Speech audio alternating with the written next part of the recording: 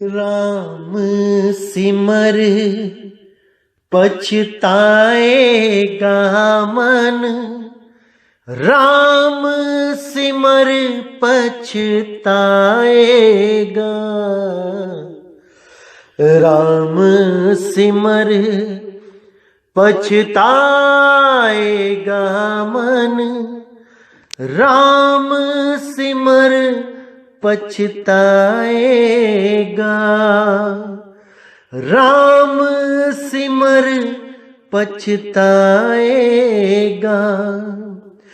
पापी जियरा लोभ करत है, आज काल उठ जाएगा। आज काल उठ जाएगा मन, राम सिमर पछताएगा। राम सिमर पछताएगा मन, राम सिमर पछताएगा। धर्म राय जब लेखा मांगे, क्या मुख लेके जाएगा। क्या मुख लेके जाएगा मन, राम सिमर पछताएगा। राम सिमर पछताएगा मन, राम सिमर पछताएगा। कहत कबीर सुनो रे संतों, साध संगत तर जाएगा। साध संगत तर जाएगा मन, राम सिमर पछताएगा। राम सिमर पछताएगा मन, राम सिमर पछताएगा। हो राम सिमर पछताएगा। राम सिमर पछताएगा। नमस्कार मेरे प्यारे भाइयों, मेरे परमात्मा के प्यारे जीवहंसों। मैं परमपिता परमात्मा से यही अरदास करता हूं कि आप सब मेरे भाइयों का विवेक पहले से ज्यादा और ज्यादा से ज्यादा बढ़ता ही जाए, और ऐसी कोई दुविधा न रहे जो मेरे भाइयों के मन में 1% भी भ्रम पैदा कर पाए। हर चीज ऐसी क्रिस्टल क्लियर होती चली जाए, हर भरम ऐसा टूटता चला जाए कि कोई भी काल का दूत इस बार आपका जीवन बर्बाद ना कर पाए। हर चीज को समझना है मेरे भाइयों, ये जन्म बार बार नहीं मिलेगा। एक बार अगर आप 84 में चले गए तो मेरे भाई वापस आना इतना मुश्किल होगा कि आप अंदाजा भी नहीं लगा सकते। इसलिए पूरा लाभ उठाना है इस मनुष्य जन्म का, पूरा विवेक जगाना है और हर चीज को समझते चले जाना है। तो आज का जो हम सत्संग करेंगे बहुत इंपॉर्टेंट सत्संग है, बहुत ज्यादा। इसको अच्छी तरह समझना है, एक एक चीज आपको क्लियर हो जानी चाहिए, तभी आपको सत्य का मार्ग बिल्कुल साफ दिखाई देने लगेगा। हमारे जीवन का लक्ष्य यही है कि हम असत्य को त्यागें और सत्य का साथ दें। भले कितना ही प्रिय क्यों ना हो असत्य, हमने सत्य का ही साथ देना है, उसको त्याग देना है। जो भी झूठ है उसको त्याग देना है, तभी हम सत्य तक पहुंच पाएंगे, अन्यथा ऐसे ही धक्के खाते रह जाएंगे। इसलिए मेरे भाइयों पूरा विवेक जगाना है, पूरा विचार करना है। क्या कहती है वाणी, एक एक शब्द को समझना है, क्योंकि अगर अभी नहीं समझ पाओगे तो कभी नहीं समझ पाओगे। तो आज का सत्संग जो हम करने जा रहे हैं वो कुछ शंकाओं का समाधान है। बहुत से लोगों को कुछ शंकाएं हो जाती हैं, जिनका अभी पूर्ण रूप से विवेक नहीं जागता है, उनको शंकाएं हो ही जाती हैं, कोई बड़ी बात नहीं है। इसीलिए मैं बार बार कहता हूं कि पहले सत्संग को गहराई से समझ लो, एक एक सत्संग को 10-10, 15-15 बार सुन लो, पूरा निचोड़ निकाल लो, ताकि शंका का कोई सवाल ही पैदा ना हो। क्योंकि अगर मन में 1% भी शंका रह जाएगी तो भक्ति बनेगी ही नहीं। और अभी तो सत्य उजागर हुआ है, अभी तो बहुत कुछ देखना है आपने। कैसे अन्य अन्य यूट्यूब चैनल आके हमें भला बुरा कहेंगे, गालियां तक निकालेंगे, क्योंकि उनकी झूठ की दुकानें बंद होने वाली हैं। इसलिए सत्य को गाली देना तो उनका परम फर्ज बन जाएगा। सत्संग करना भूल जाएंगे और केवल गाली गलौज पे ही उतरे रहेंगे। ऐसे ऐसे लोग अभी आपको दिखाई देंगे अन्य यूट्यूब चैनलों पे, क्योंकि सत्य का उजागर हो चुका है। उसका प्रमाण यही है कि उसका विरोध होगा, सत्य का विरोध होगा और जबरदस्त तरीके से होगा। इसका निर्णय पहले ही हो चुका है वाणियों में। कबीर साहब ने पहले ही निर्णय कर रखा है कि जो भी संत सत्य का प्रचार करेगा, ये सब काल के दूत उसके विपक्ष में खड़े हो जाएंगे। इन लोगों की भले आपस में दाल ना गलती हो, लेकिन हमारे सामने सारे इकट्ठे होके खड़े हो जाएंगे। ये सब दोस्त बन जाएंगे, केवल सत्य को दबाने के लिए, ताकि सत्य उजागर ना हो पाए। लेकिन ऐसा नहीं हो सकता मेरे भाइयों, क्योंकि समय आ चुका है जब पूरे विश्व में सत्य का डंका बजेगा और पूरा विश्व एक झंडे के नीचे आके खड़ा हो जाएगा। और वो झंडा किसका है? वो सतनाम का झंडा है, वो सत साहिब का झंडा है, जहां पर 52 अक्षरों को खत्म करके उस आदि अक्षर का जिक्र होगा, उस आदि अक्षर की महिमा होगी, उस आदि नाम का सिमरन होगा। इन 52 अक्षरों का खेल अब खत्म हो जाएगा। ये इंगला पिंगला सुषमना का जाल, ये 5 तत्वों का जाल, ये मन माया का जाल, 3 गुण 25 प्रकृतियों का जाल खत्म हो जाएगा और केवल एक सार शब्द की महिमा होगी, केवल परमपिता परमात्मा शब्द गुरु की महिमा होगी। ये जितने भी लोग अपने अपने देही गुरु को परमात्मा मान के बैठे हैं, ये सत्संग सुन के वो जाग जाएंगे और शरीरों को त्याग के शब्द गुरु की शरण में आएंगे। और तब सारा विश्व एक ही झंडे के नीचे होगा और वो झंडा शब्द गुरु का होगा, ना कि किसी देही गुरु का। इसको अच्छी तरह समझ लो मेरे भाइयों, क्योंकि समय आ चुका है जब सत्य का डंका सारे संसार में बजेगा। तो जैसे कि मैं पहले बोलता ही आया हूं कि 2020 में हमारे खिलाफ बहुत से लोग उठेंगे और आगे से आगे और भी ज्यादा लोग उठते ही चले जाएंगे।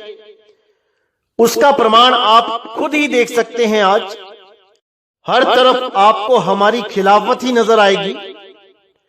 वो तो होना ही है, उसमें कोई फेर बदल हो ही नहीं सकता। वो तो पहले से ही ग्रंथों में लिखा जा चुका है कि क्या क्या कैसे कैसे कब कब होना है। वो तो होके ही रहेगा। लेकिन फिर भी बहुत से भक्तों की अगर कोई शंका होती है तो निवारण भी किया जाना चाहिए। आजकल कुछ लोग ऐसे YouTube चैनल बना रहे हैं जिसमें वो ज्ञान के आधार से नहीं बात करते, वो मेरे ऊपर पर्सनली वीडियो बनाते हैं कि देखो नितिन दास पहले ऐसा कहता था, अब वो कुछ और कहने लगा है। जैसे मैंने कहा था कि आत्मज्ञानी को कभी कैमरे के आगे आने की जरूरत नहीं है, यानी कि अपने YouTube चैनल पे अपना चेहरा दिखाए बिना ही पूरा प्रचार कर सकता है आत्मज्ञानी, सारे विश्व को जगा सकता है, ये मैंने बोला था। और मैं आज भी इस बात पे अटल हूं कि मुझे कभी भी अपनी वीडियो अपने YouTube चैनल पे दिखाने की जरूरत नहीं पड़ी, क्योंकि मेरी आवाज ही मेरी पहचान है। मेरी आवाज सुन के ही इतने लोग जागेंगे कि मेरे चेहरे की जरूरत नहीं पड़ेगी, क्योंकि परमात्मा का वास हमारे शब्दों में होता है, हमारी आवाज में होता है, ना कि हमारे चेहरों में। चेहरा तो मिट्टी है, एक दिन ऐसे ही मिट्टी की ढेरी में मिल जाएगा, लेकिन जो हमारी आवाज है उसका कभी नाश नहीं होता। इसीलिए साहिब ने बोला है, गरीब पुरुष कबीर ने देह धरा नहीं कोय, शब्द स्वरूपी रूप है घट घट बोले सोए। वो घट घट में विराजमान है और बलिहारी व घट की जिस घट प्रगट होए, उस घट को बलिहार जाते हैं जिस घट में प्रगट होके वो बोलता है। वो सारे विश्व को ज्ञान देता है, क्योंकि देने वाला वही एक है। उसके अलावा ना तो आज तक किसी ने कभी ज्ञान दिया है और ना ही कोई दे सकता है। अगर कोई दे भी रहा है तो वो भी परमात्मा से उधार लिया हुआ ज्ञान है, यानी परमात्मा के द्वारा ही वो ज्ञान दिया गया है, तभी आज वो बोला जा रहा है। अन्यथा कोई भी उस मूल ज्ञान को बोल ही नहीं सकता। तो यही बात मैंने जाहिर करी थी कि आत्मज्ञानी की तो आवाज सुन के ही सारी दुनिया में तहलका मच जाएगा, उसको चेहरा दिखाने की जरूरत नहीं पड़ती।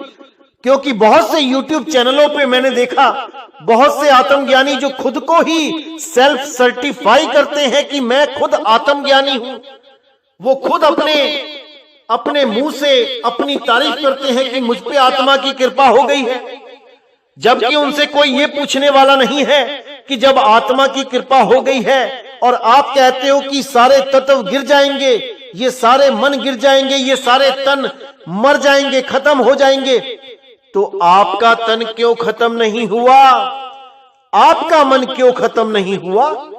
आप कैसे अपनी शक्लें दिखा के YouTube चैनल बना रहे हैं?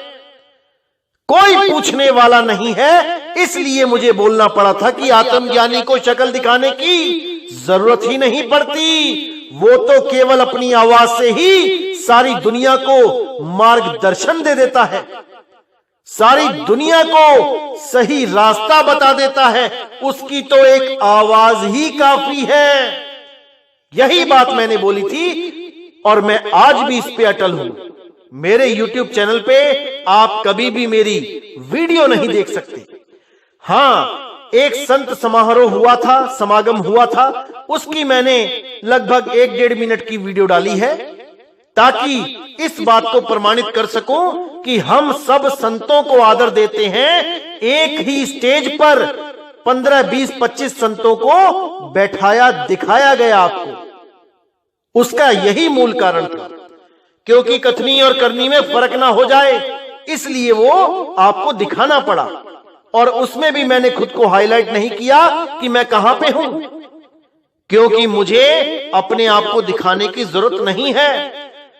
लेकिन जहां कहीं भी मैं प्रोग्राम में जाता हूं, मैं कहीं सत्संग करता हूं, तो जो भगत भाई लोग होते हैं वो मेरी वीडियो बना के अपने YouTube चैनल पे डाल देते हैं। लेकिन मैंने कभी अपने YouTube चैनल पर अपनी कोई वीडियो आज तक नहीं डाली। तो ऐसे ही कुछ छोटे मोटे क्लिप बनाकर लोगों को भरमाने के लिए आजकल ऐसी वीडियोस बना के भेजी जा रही हैं कि नितिन दास पहले कुछ और बोलता था और करता कुछ और है। क्योंकि अब जनता जाग रही है और इन लोगों से सवाल जवाब करती है।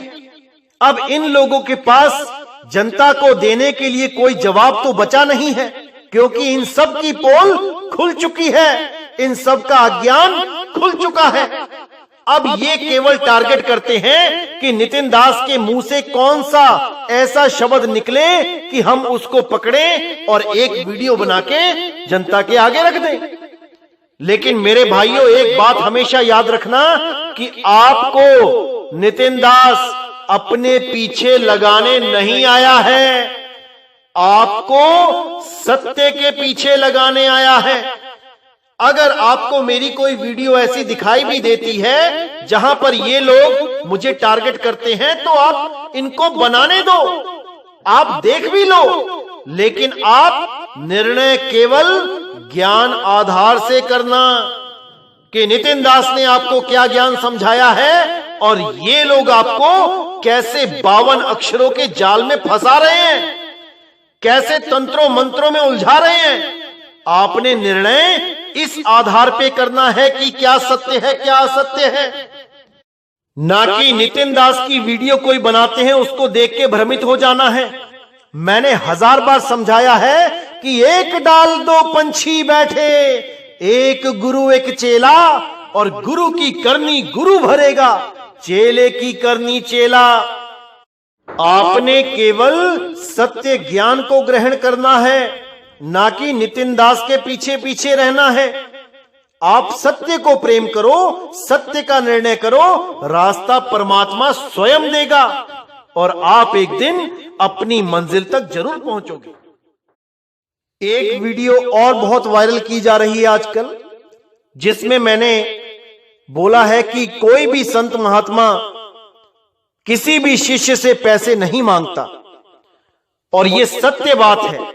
कोई भी संत किसी भी शिष्य से पैसे नहीं मांगता अपने जीवन यापन के लिए। कबीर साहब तो कुछ खाते पीते भी नहीं थे, तब भी वो कपड़ा बुनते थे। रविदास जी महाराज चमड़े के जूते बना के बेचते थे। आज जिसको लोग कहते हैं कि चमड़े के जूते पहनने से नाम खंड हो जाता है, अरे फिर तो रविदास जी महाराज ने तो आधी दुनिया का नाम ही खंड कर दिया, चमड़े के जूते बना बना के बेच के। बाबा नानक ने हल जोता, खेती बाड़ी करी, हर संत ने कोई ना कोई मेहनत का कार्य किया और अपना जीवन यापन किया। बिल्कुल सत्य है, आज भी अटल सत्य है। लेकिन जब भी कभी किसी संत को परमात्मा हुक्म देते हैं प्रचार करने का, तो वो संत संगत से सेवा ले सकता है और वो सारी सेवा प्रचार में लगा सकता है। इसके लिए कोई बंधन नहीं है। ये मैंने पहले भी 1000 बार बोला है, आज भी बोल रहा हूं और कल को भी बोलूंगा कि जो संत प्रचार करने के लिए गांव गांव शहर शहर देश विदेश में नहीं जा रहा, उसको किसी भी सेवक से पैसा लेने की जरूरत नहीं है। अगर उसके हाथ पैर सलामत हैं, अपनी मेहनत का पैसा वो कमा सकता है, हक हलाल की रोटी वो खा सकता है। लेकिन अगर कोई संत परमात्मा के आदेश से ये बेड़ा उठा लेता है कि वो पूरे विश्व में प्रचार करेगा, तो वो सेवा ले सकता है। इसमें कोई गलत कार्य नहीं है और ना ही इसमें कोई शर्माने वाली बात है, क्योंकि भाई हर जगह बसों का, ट्रेनों का, हवाई जहाजों का किराया लगता ही है। आज ये वीडियो बना बना के जो लोग वायरल कर रहे हैं, क्या इन लोगों ने अपने गुरुओं से कभी पूछा कि आप क्या काम करते हो, अपना जीवन कैसे यापन करते हो, किसका पैसा खाते हो, अपनी कमाई का खाते हो या संगत की कमाई का? अपने गुरुओं से पूछने की कभी हिम्मत नहीं करी, लेकिन दूसरों पे उंगली उठाना कितना आसान हो जाता है इन लोगों के लिए। अगर तुम्हारे गुरु विदेशों में जा रहे हैं, क्या तुम्हारे गुरु खुद के पैसे से जा रहे हैं? एक बार भी पूछ के दिखाओ अपने गुरुओं से। दूसरों पे उंगली उठाना बहुत आसान है इन लोगों के लिए। तो यहां पर जो शंका समाधान है वो यही है कि मर जाऊं मांगू नहीं, अपने तन के काज और परमार्थ के काज में मोहे ना आवे लाज। मुझे कोई शर्म नहीं आती जब कोई परमार्थ के लिए मुझे सेवा देता है, और मैं उसकी सेवा को परमार्थ में ही लगा देता हूं, जीवों के कल्याण में लगा देता हूं।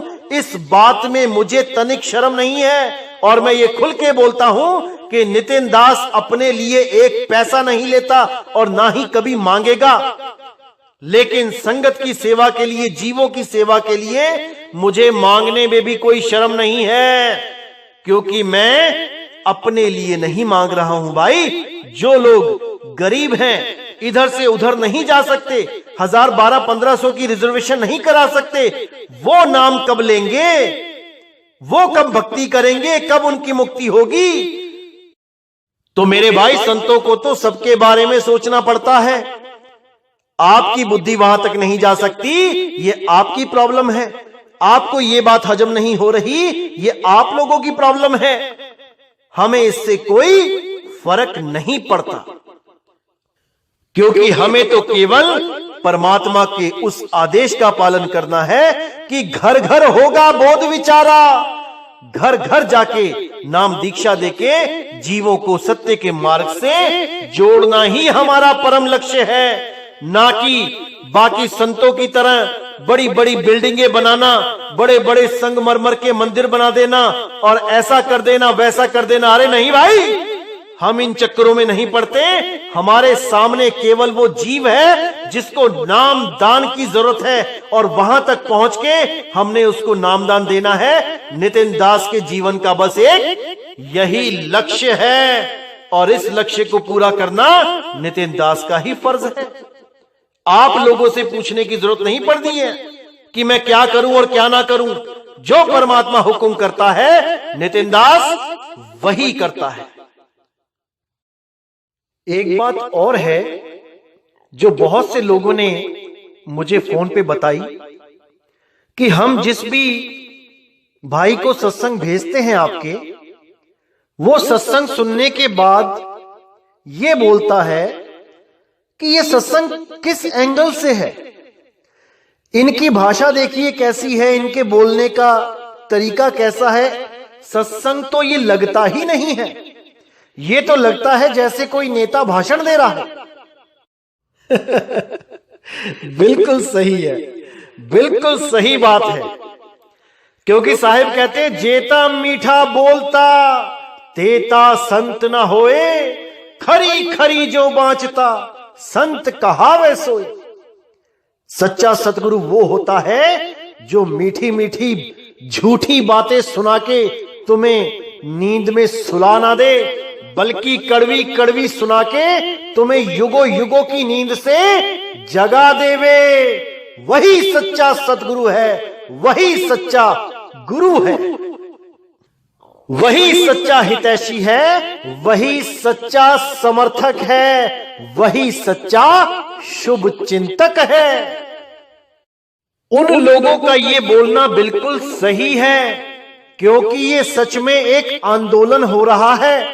ये कोई सत्संग नहीं है, ये एक विश्व जागृति आंदोलन है, आध्यात्मिक आंदोलन है, जिसके बारे में कबीर मंसूर में भी बोला गया।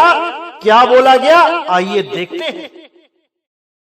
जब सतपुरुष की आज्ञा होती है, तब सत्य कबीर पृथ्वी पर प्रकट होते हैं।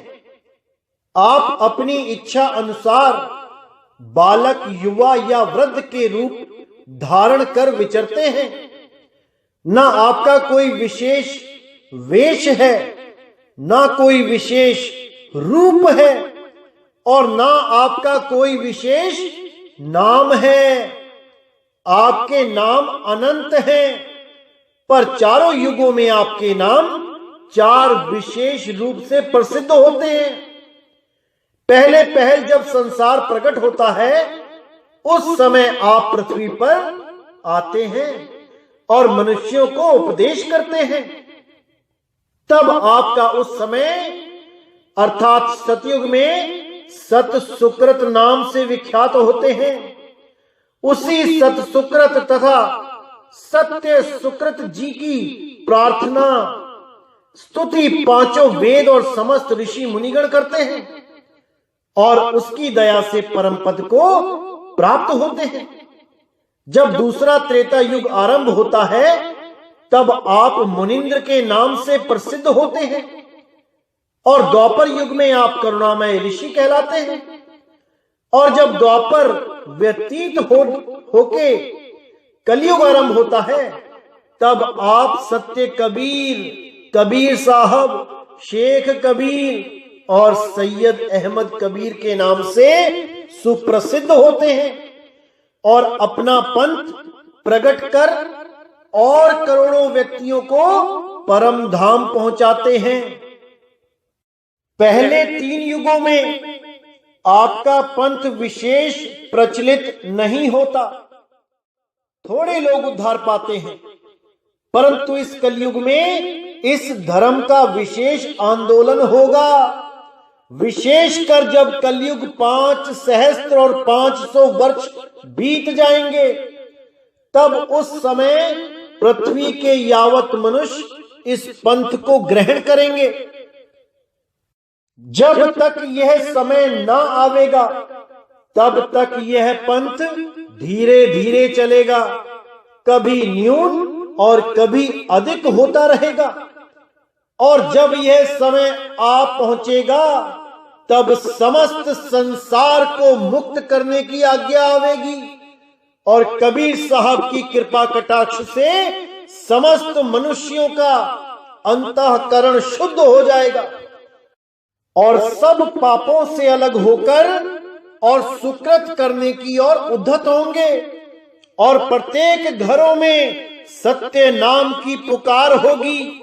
संत महंत ठौर ठौर फिर के लोगों को सत्य पुरुष की भक्ति का उपदेश देंगे और सब मनुष्यों के हृदय पवित्र होकर उस भक्ति को ग्रहण करेंगे। तब काल पुरुष को पहचान के उससे दूर भागेंगे। अच्छी तरह समझ लो मेरे भाइयों, क्या बताया गया है कबीर मंसूर में। इसमें साफ बताया गया है कि जब 5505 का कोड खुल जाएगा, तब हर घर में बोध विचार होगा, सत्य नाम का डंका बजेगा और ठौर ठौर जाके सबको सत्य नाम की दीक्षा दी जाएगी। क्या देश क्या विदेश, हर जगह एक झंडा होगा।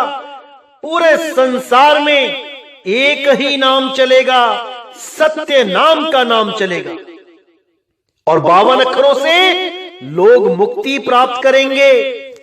52 अक्षरों के जाल को समझेंगे और उनसे दूर हो जाएंगे।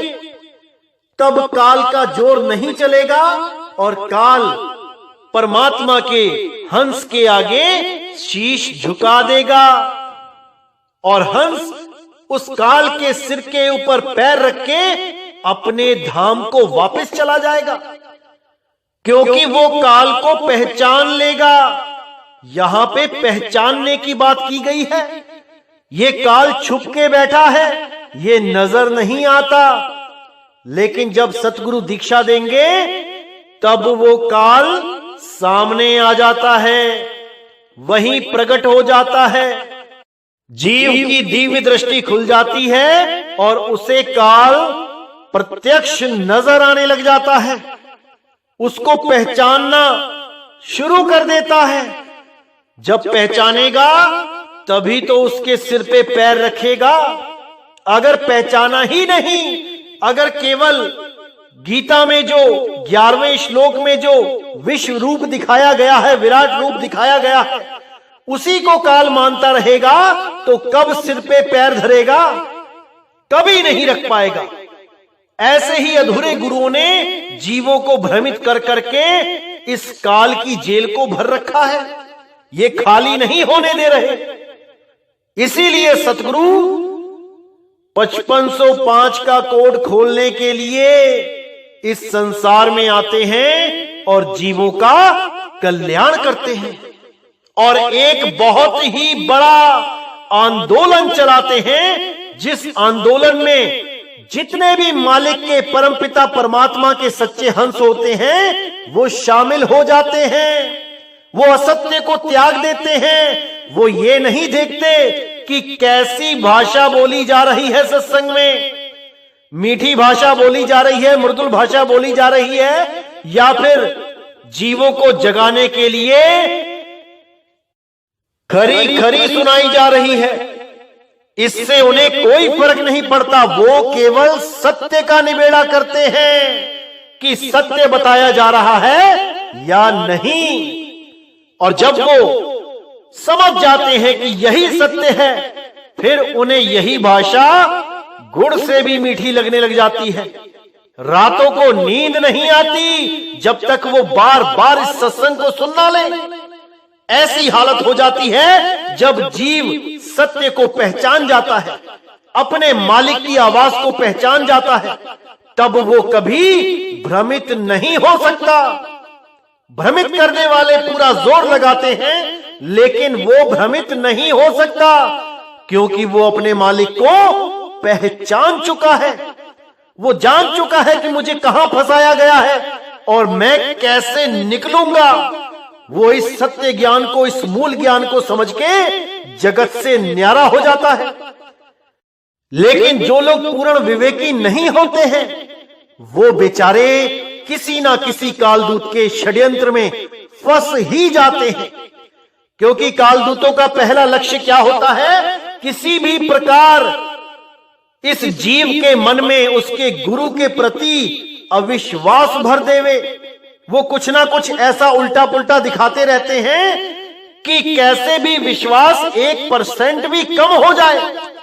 और याद रखना मेरे भाइयों, जैसे ही 1% विश्वास कम होता है, फिर वो होता ही चला जाता है, क्योंकि विवेक की कमी हो जाती है। जो पूर्ण विवेकी है वो केवल ज्ञान को समझता है और सत्य सत्य का निर्णय कर ही लेता है। ये लकड़बग्गे तो आते ही रहेंगे, शेरों के बच्चों को खाते ही रहेंगे। आपने देखा होगा, लकड़बग्गे का सबसे बड़ा दुश्मन शेर का बच्चा होता है।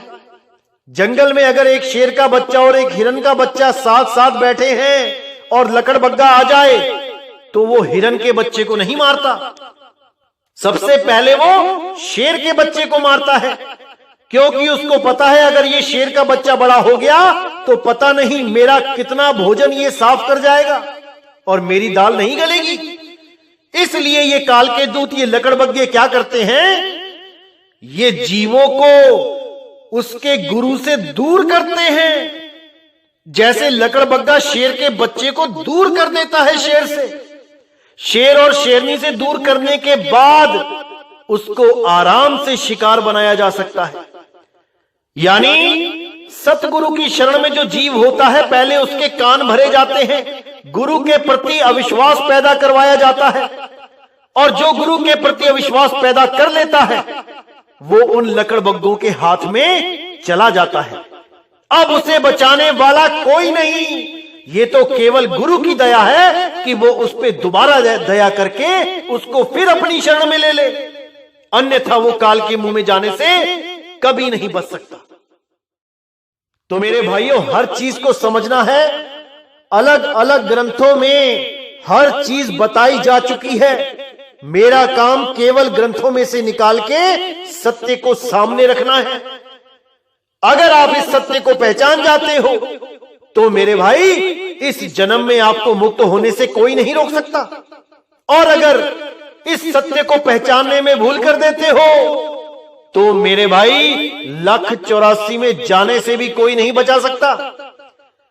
इसीलिए बार बार कहता हूं कि सब काहू का लीजिए साचा शब्द निहार, और पक्षपात मत कीजिए कहे कबीर विचार। सत्संगों को सुनो, सत्संगों में बताए हुए शब्दों के भावों को पकड़ो, हर चीज क्लियर हो जाएगी।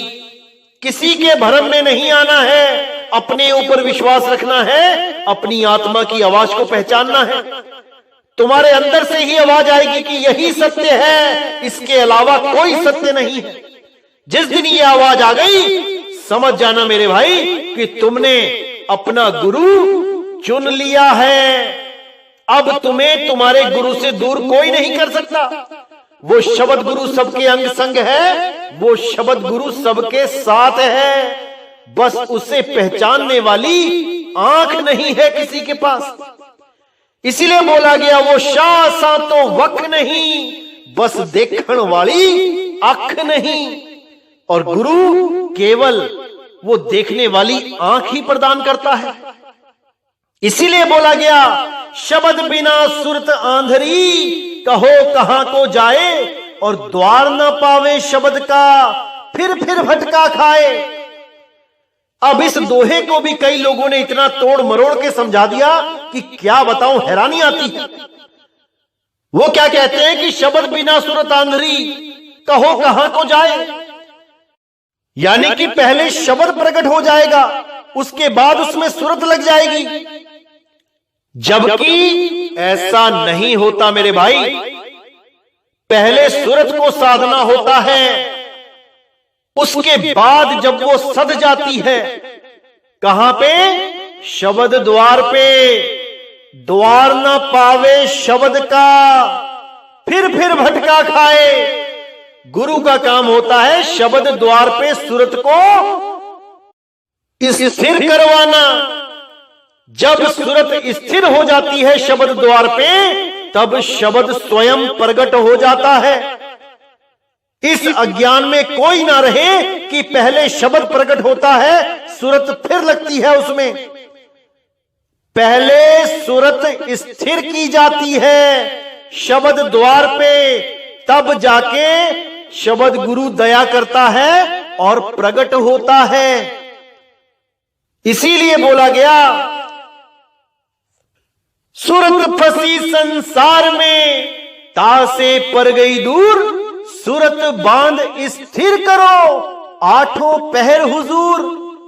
सुरत बांध स्थिर करो, यानी हुक्म दिया जा रहा है, क्या करना है? सुरत को स्थिर करना है। किसने करना है? तुमने करना है। अगर शब्द ही पहले प्रकट हो जाए तो सुरत तो अपने आप ही स्थिर हो जाएगी, फिर करेगा कौन?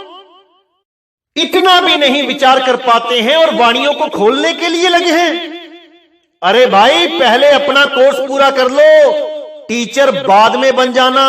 पहले सही से शिष्य बन जाओ, गुरु बाद में बन जाना।